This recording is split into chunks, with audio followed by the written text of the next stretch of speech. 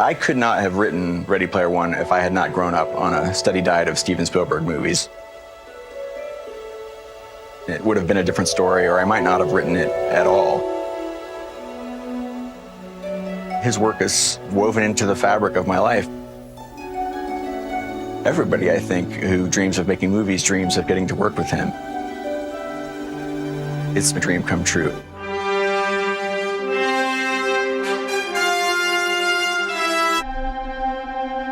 Movies are dreams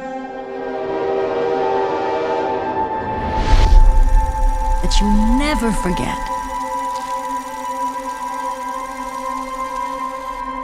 Sammy?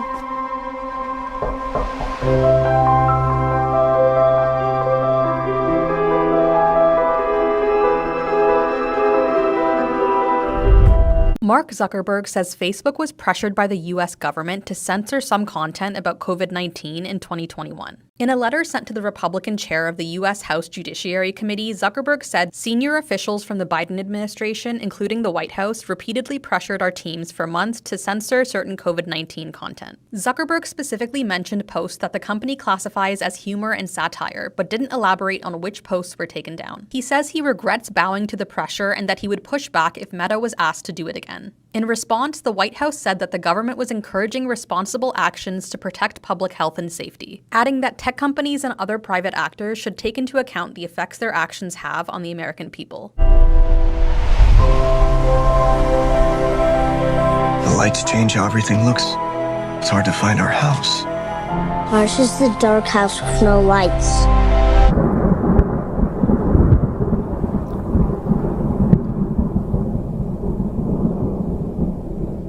As I said when we saw the first cases of this virus back in the spring, I don't want anybody to be alarmed, but I do want everybody to be prepared.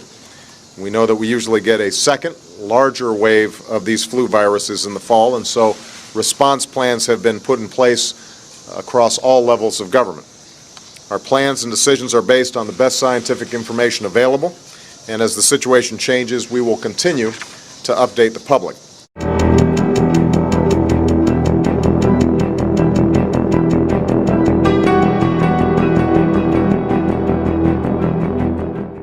It began in healthy-looking pigs, months, perhaps years ago. A new coronavirus spread silently within herds. Gradually, farmers started getting sick. Infected people got a respiratory illness with symptoms ranging from mild flu-like signs to severe pneumonia. The sickest required intensive care. Many died. Experts agree, unless it is quickly controlled, it could lead to a severe pandemic, an outbreak that circles the globe and affects people everywhere. The mission of the Pandemic Emergency Board is to provide recommendations to deal with the major global challenges arising in response to an unfolding pandemic. The board is comprised of highly experienced leaders from business, public health, and civil society. We could be looking at double the number of cases in 1 week and 16 times as many in a month if we are not able to stop the spread. That would be on the order of 500,000 cases, and it would continue to rise exponentially. In 3 months, we could be approaching 10 million cases. Yeah, I think we're going to have a vaccine by the end of the year. We're doing very well with a vaccine. And I will tell you something, I just literally left a meeting. We're mobilizing our military and other forces, but we're mobilizing our military on the basis that we do have a vaccine. You know, it's a massive job to give this vaccine. Our military is now being mobilized. So at the end of the year, we're going to be able to give it to a lot of people very, very rapidly. We're at the start of what's looking like it will be a severe pandemic. And there are problems emerging that can only be solved by global business and governments working together.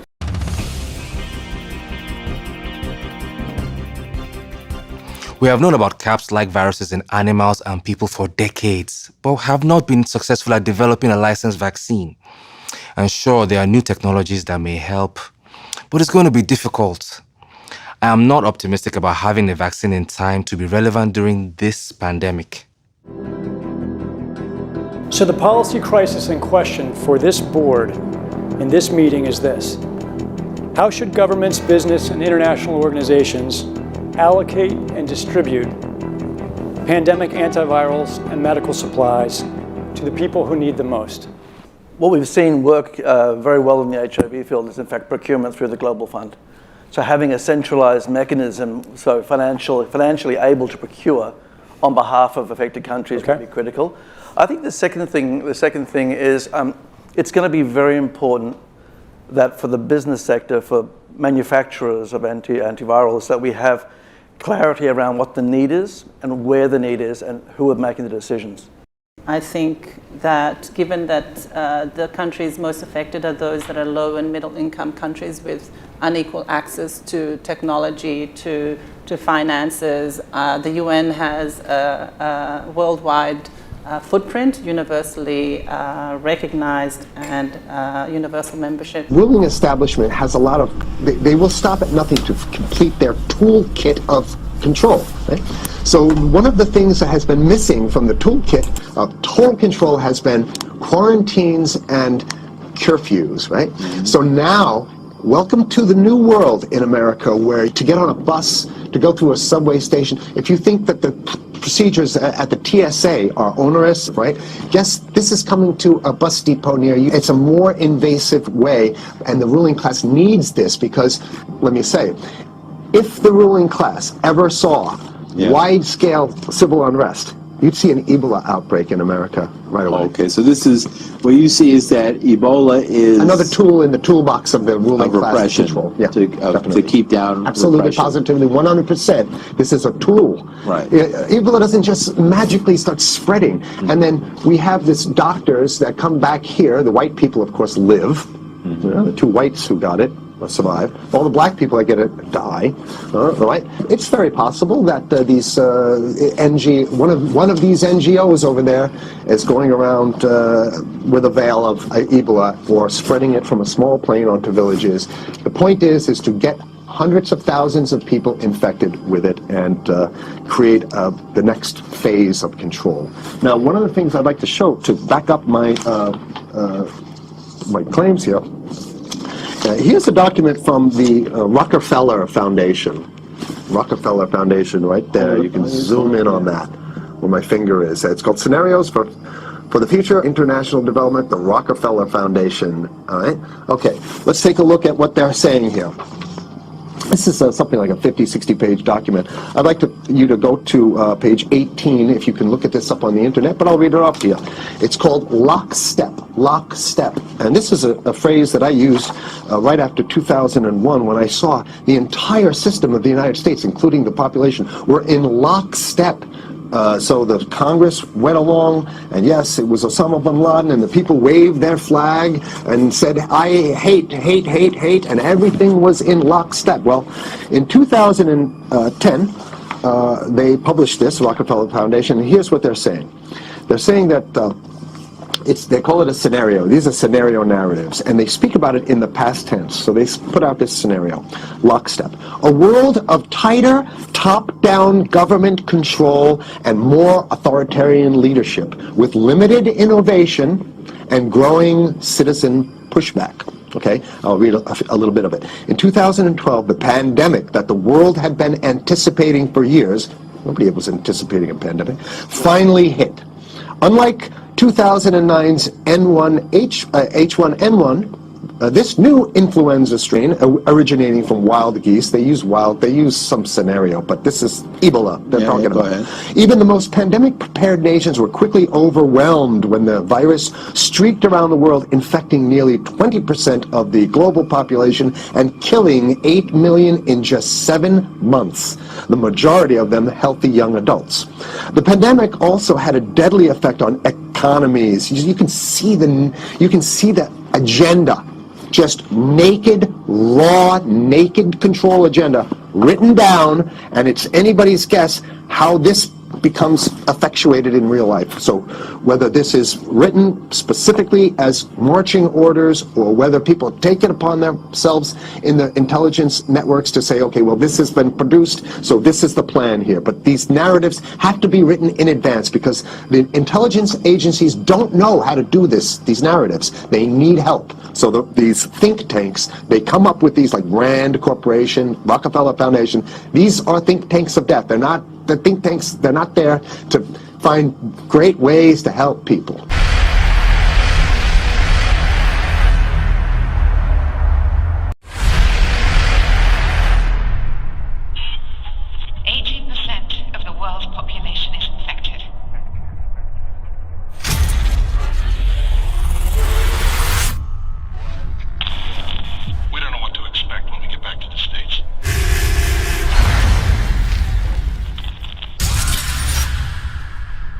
We are more than just survivors. We are the rightful inheritors of the earth.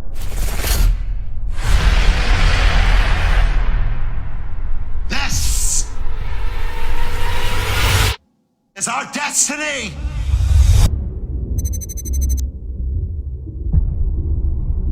Damn, it's cold.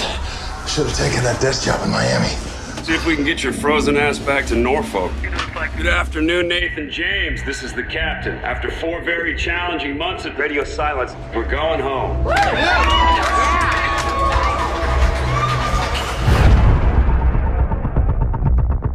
I think we've got it. The hell is that woman doing? CEO wants you back on the ship. You've got to be kidding me.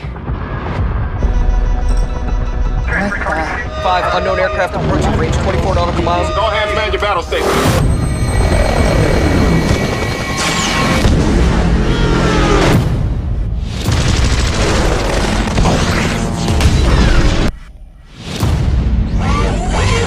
Take him out.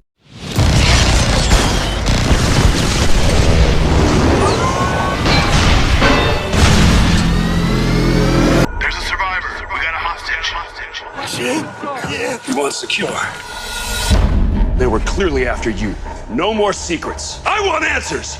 I'm sorry you had to find out this way. Cap, we had the President of the United States on the VidCom. You heard I was Speaker of the House. The President died 2 months ago. The Vice President a week later. Russia no longer has a functioning government. Most of our population is dying or dead. Does Dr. Scott have what she needs to make a vaccine? 7 months ago, outside Cairo, there was an outbreak.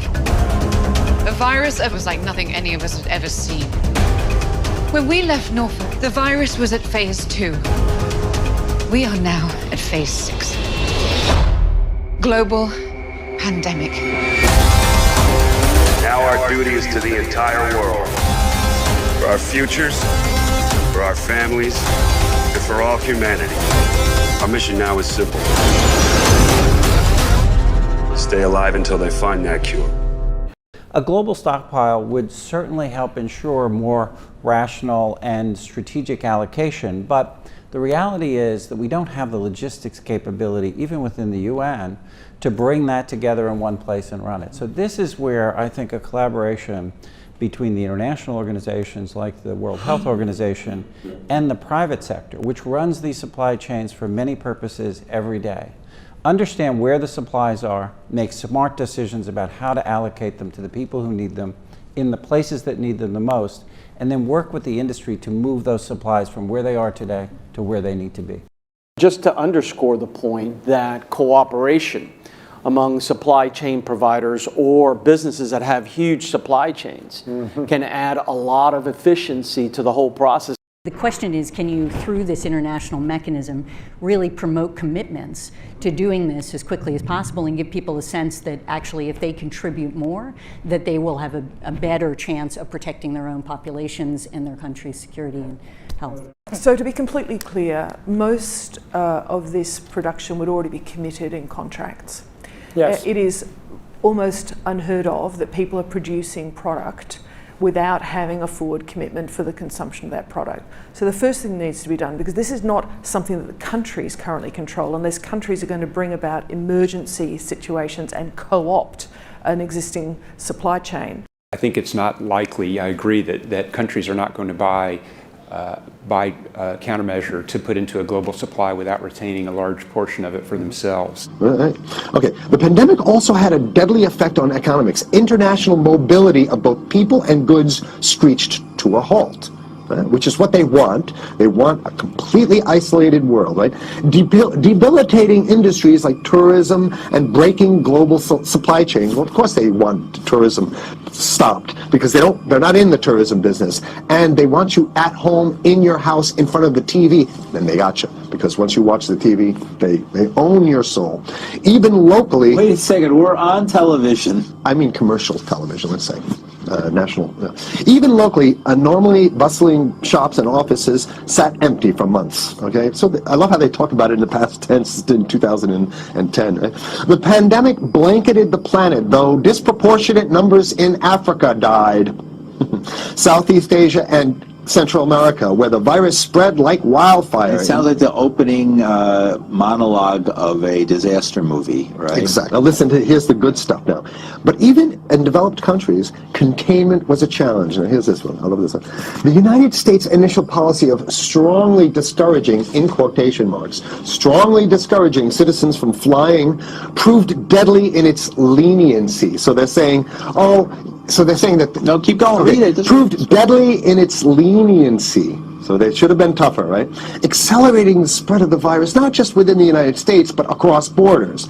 However, a few countries did fare better. China in particular. The Chinese government's quick imposition and enforcement of mandatory quarantine for all citizens, as well as its instant and near hermetic sealing off of all borders, saved millions of lives, stopping the spread of virus far earlier than in other countries. So the message is here is we have to look towards the Chinese, the oppressive totalitarian Chinese regime as an example of what we need to be doing here. And of course, the ruling class here loves the Chinese regime because they have demonstrated to the ruling class the most efficient form of capitalism, which is authoritarian capitalism.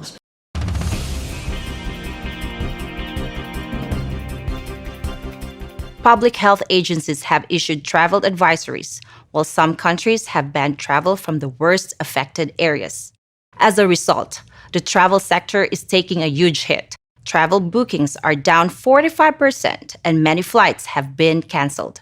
A ripple effect is racing through the service sector. Governments that rely on travel and tourism as a large part of their economies are being hit particularly hard. How should national leaders, businesses, and international organizations balance the risk of worsening disease that would be caused by the continued movement of people around the world against the risks of profound economic consequence of travel and trade bans? If there's some sense that there's a UN institution that can do all of this, then I worry we're suffering from a delusional disorder on the power of the UN.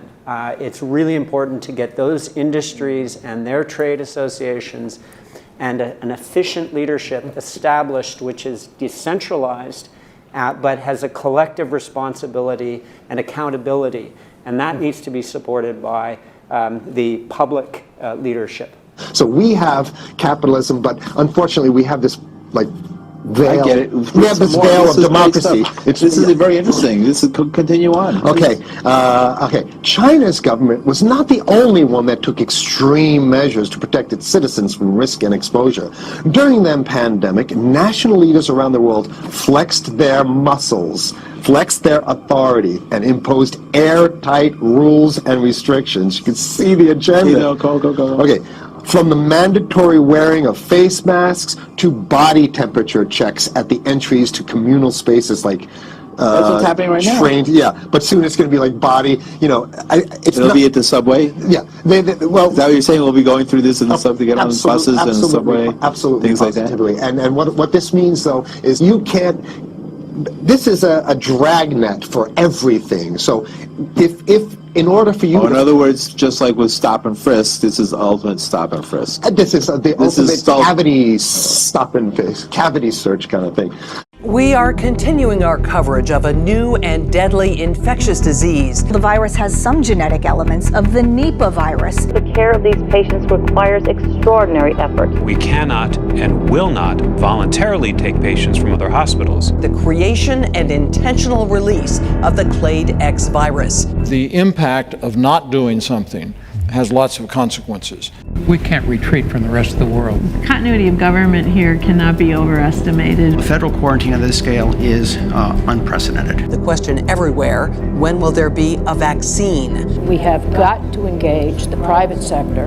They know that we don't have a vaccine yet. They want vaccines to be prioritized. I would not want to pull those people back. And we need on the ground to be able to assure protection of our first responders. This is a non-starter. I'm going to need these people. I got this feeling in a whole lot of other places. More than 40 countries are reporting outbreaks, and many more are suspected of having cases. Leadership requires doing things that are oftentimes unpopular. This issue has the amazing capacity to be number 11 on anybody's list of 10 most important items. We have been unbelievably weakened by this crisis. What the world will look like when it's done is still very uncertain.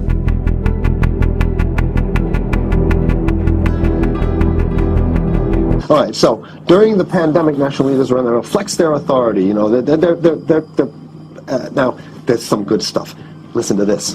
And even supermarkets, they want body checks at supermarkets, okay? So basically what they're saying is they're building a system where every move you make, you got to go through them. You can't get food. Well, how about if you go to the farmer's market?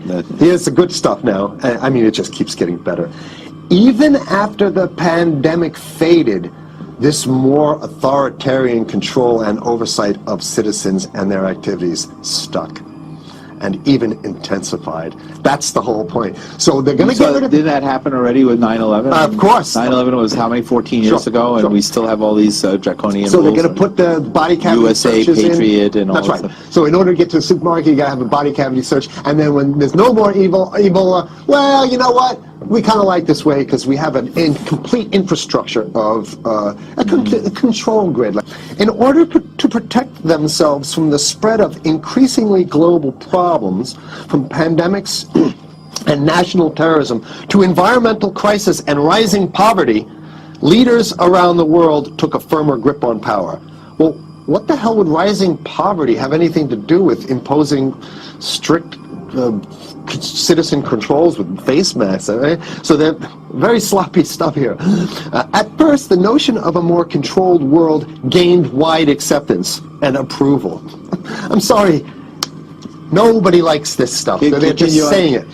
No, I have to provide analysis. Only because we only have 5 minutes left, so that's Oh my God, okay. Citizens willingly gave up some of their sovereignty and their privacy to more paternalistic states in exchange for greater safety and stability. I mean, that's just a complete naked contradiction to the famous saying that if you think you're going to give up a little bit of security, I mean, if you're going to give up your freedom for security, you're going to get neither. That's the long-standing thing.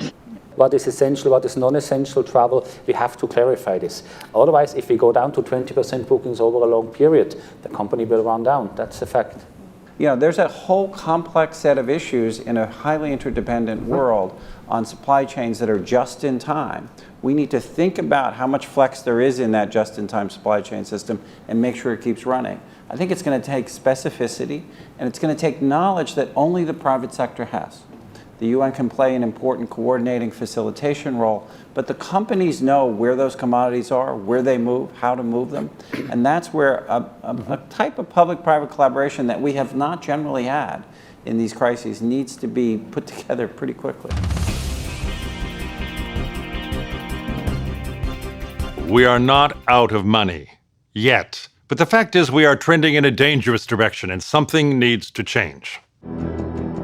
So the policy question for this board now is how should financial resources be prioritized? Are there nodes that we cannot allow to fail? What is your sense of priorities? We don't have money to pay for all of these urgent problems. So at the moment, we want the funds, right? You need the money. So where's the money? So government can supply some money. A lot of, private sectors, some are sitting here, you have some money.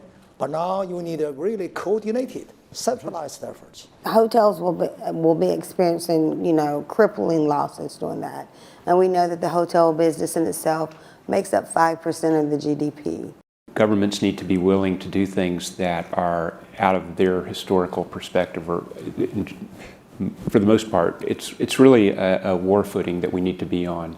We shouldn't underestimate the power of entrepreneurship. We need to escalate that, whether it's through the government's helping with tax breaks or subsidies of that nature to increase manufacturing of those types of products. It can happen quickly. A Marshall-type plan, don't mean to say that exactly, but a Marshall Plan that can go into effect can stimulate change very quickly. And here what they're doing is they're not even ashamed or embarrassed to absolutely say the exact opposite. They're saying, yes, we all want to give up our privacy and sovereignty for more stability and security and stability. So you don't get that. When you give it up like that, you get the shaft. Can you show us the cover again of what you were just reading? One more time, and then I have two more documents. Right, this is what we were reading here, and just zoom in a little bit so folks can see it. He'll zoom in, don't worry, you can relax. And scenarios for the future of technology and international development. Okay, now I have two more documents. Keep it zoomed. We have the National Security Memorandum of December 10th, 1974. This is Henry Kissinger's brainchild. The National Security Memorandum number 200. You can look that up on your internet. I'll summarize it. He says that there's too many people, we got to get rid of the population. So to answer your question. Oh, from earlier. Yeah, he says, he used the word depopulation, which is different. Depopulation means killing people that already exist, and it's to get the minerals, because we need the minerals. And here's another one. The CDC has a patent on Ebola. They patented it. Yeah? Right. So basically, if you want to get a cure for your Ebola, it says it right up here, right? It says human Ebola virus species and compositions and methods thereof, and it's a patent. It's a patent. They patented the main strain plus something like 17 other strains of it. So they own it.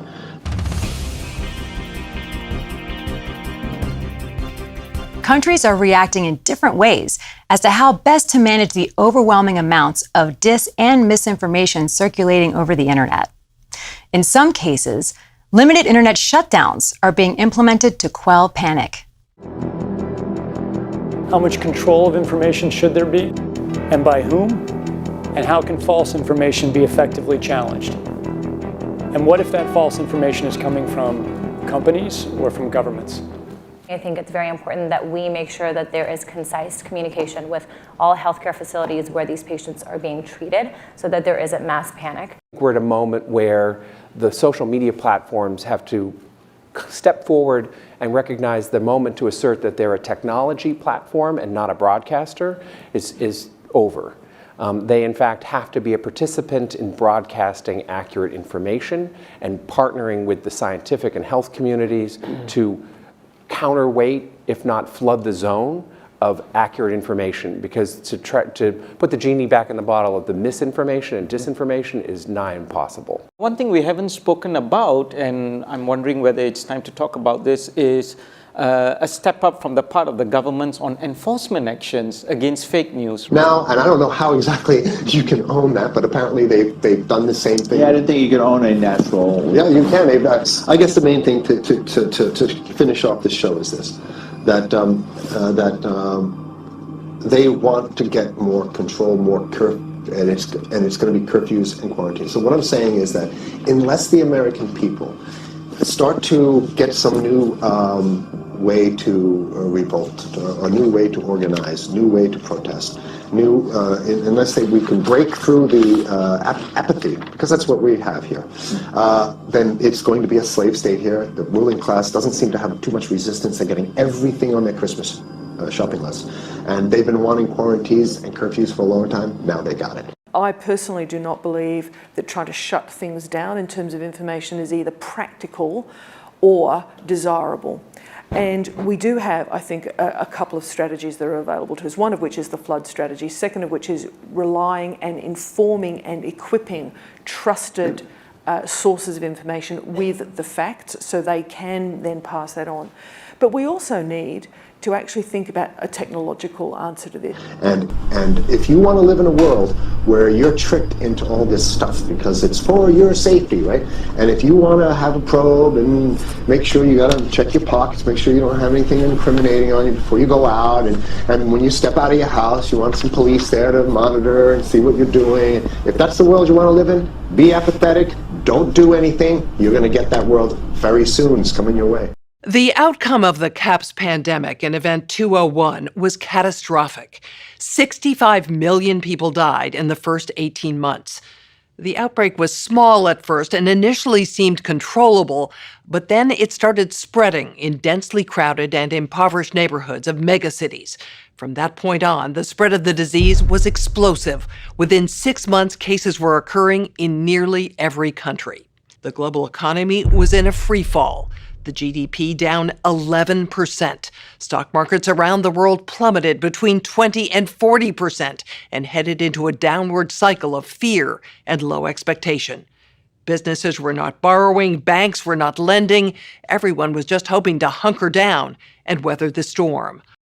Economists say the economic turmoil caused by such a pandemic will last for years, perhaps a decade. The societal impacts, the loss of faith in government, the distrust of news, and the breakdown of social cohesion could last even longer. We have to ask, did this need to be so bad? Are there things we could have done in the 5 to 10 years leading up to the pandemic that would have lessened the catastrophic consequences? We believe the answer is yes. So, are we, as a global community, now finally ready to do the hard work needed to prepare for the next pandemic? Charter City is stunned by the sudden rollout of Rook Unlimited's most fantastic device ever. The Smart Mark. Throw your other devices away, because the Smart Mark is more than just a phone. It's part of you.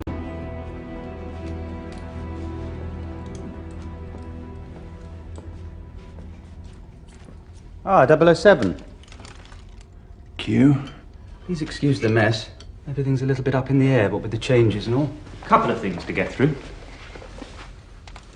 Shall we get started? Just relax. That's it, lovely. Now, you may feel a small... Christ! Prick. What is it? Cutting-edge nanotechnology. Smart blood.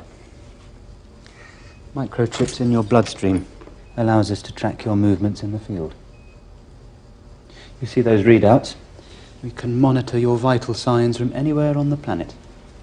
That sounds marvelous. Call it a post-Mexico insurance policy. By direct order of M. I completely understand. Good. Use it as cash. Book your travel. And even shoot video. Distribution points are all over the city. And don't let the lines discourage you. The Rook Unlimited Smart Mark is worth the wait. I never realized how wonderful technology could make me feel. The Smart Mark has brought order to my life. And the best part? It's absolutely free. A gift of thanks to our city from Rook Unlimited. 23% of the population has been given the Smart Mark, #1. Time to test our system, #6. The Flex Fighters are out there somewhere. Teaming up with Jonathan Rook. Let's put our new recruits to work, subtly.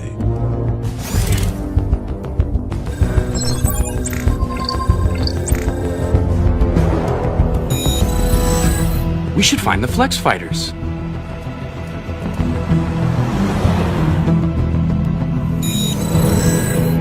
I ought to find the Flex Fighters. We should find the Flex Fighters. We should find the Flex Fighters. Growing up in this city, the streets of Old Town, I saw the worst mankind had to offer. Chaos, disorder. I vowed to make it all change. To make it all better. All these years working in secret. Rising up the ranks of the tech men. It was all leading to this day. Order has finally been established in Charter City. No child will have to fear for their safety again. The people owe you the greatest of debts, number one, for liberating them from the chaos of their lives. You guys love new tech. You didn't want to get smart marked? No way. That's clearly some shady biz. Who wants to be... You call yourself a man of science. World order is our destiny. Submit to a smart mark and join the glorious victory of order over chaos, or you will be eliminated. Grandpa, Mr. Savick, where is everybody? They all went to get those foolish new devices. What? No, they can't. Grandpa, those things are dangerous. It's a conspiracy. Mind control. I knew it! 3 hours is enough time for us to get to our families. Maybe we can stop them before they get marked. They seem to be establishing checkpoints of some kind. This is how they keep order. This is the nightmare I warned you about. People think smart marks are brand new rook tech that will improve their lives. They don't know they're being tricked. All smart marks so far. But your chip makes it possible to control everyone in Charter City, whether they're marked or not.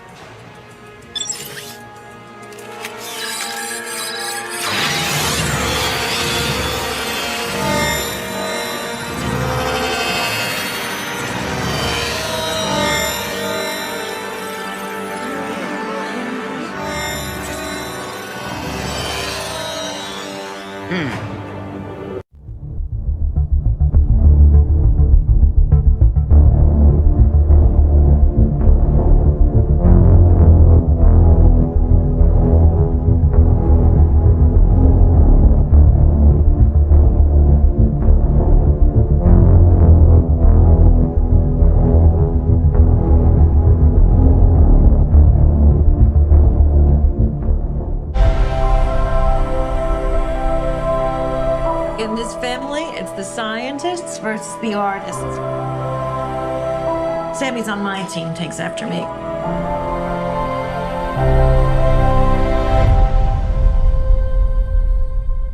What kind of movie are we gonna make?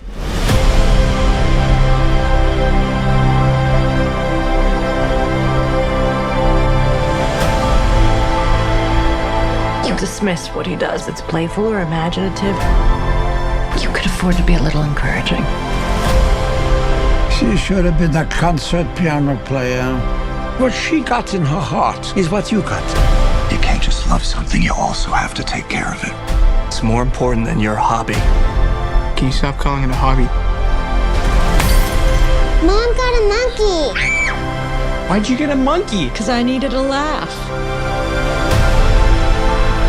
You always have to be the center of attention. Stop shouting at her! That has been nothing but disrespect from you. I'm your mother!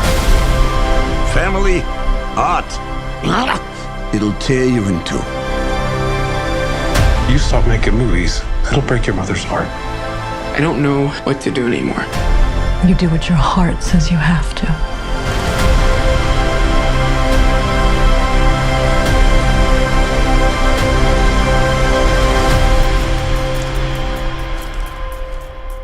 What was your favorite part?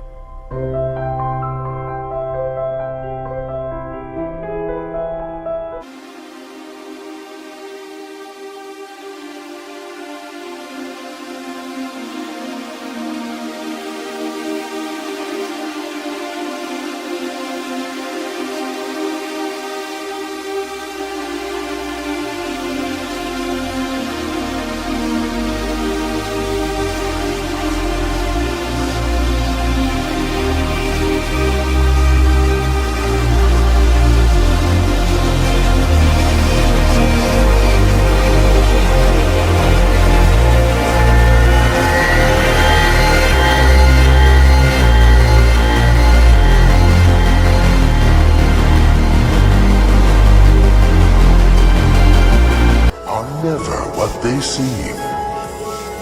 Try not to understand, because it is impossible.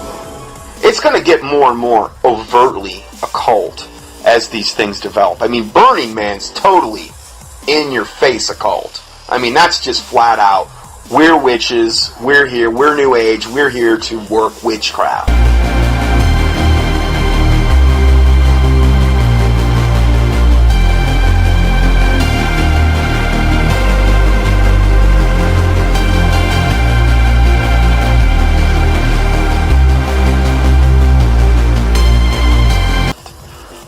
gathering together because there's more power. You know, this has been almost like programming that's been put into humanity's mind for a long time. Now it's more of a manifestation of this. This is just so far off the scale where this world is heading.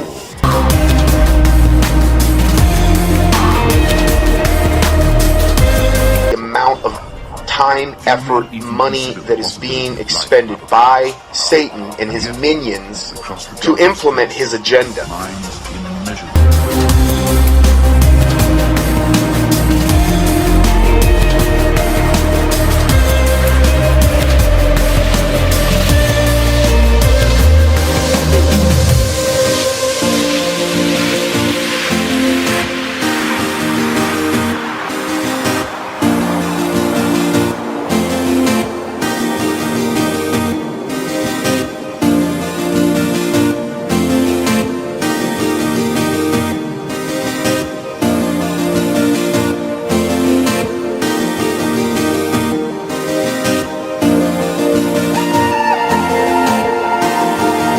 A future that Ernest Cline, the writer of the book, envisioned.